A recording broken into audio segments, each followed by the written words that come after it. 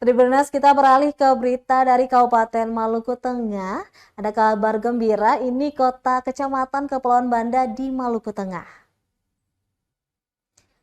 Bertambah lagi satu kecamatan baru di Kabupaten Maluku Tengah, adalah Kecamatan Kepulauan Banda.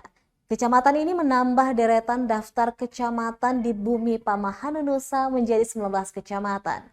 Kecamatan Kepulauan Banda memiliki 10 desa. Kepala Bagian Pemerintahan dan Otda Setda Maluku Tengah, Santri Witak, menjelaskan ibu kota kecamatan terletak di Desa Waling Spansibi. Dikatakan pemerintah Desa Waling Spansibi tersebut telah menghibahkan 3 bidang tanah untuk pembangunan kantor camat, pasar, dan juga 1 gedung pertemuan. Diberitakan sebelumnya bahwa pemerintah Kabupaten Maluku Tengah telah meresmikan kecamatan baru di Pulau Banda.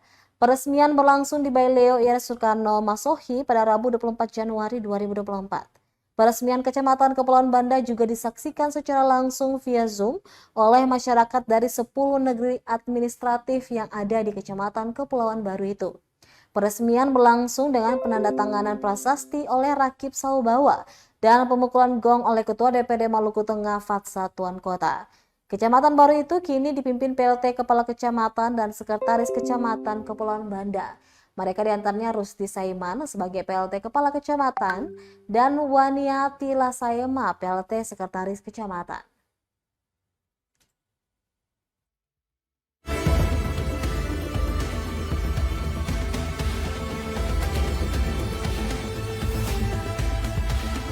Download Tribun X sekarang, menghadirkan lokal menjadi Indonesia.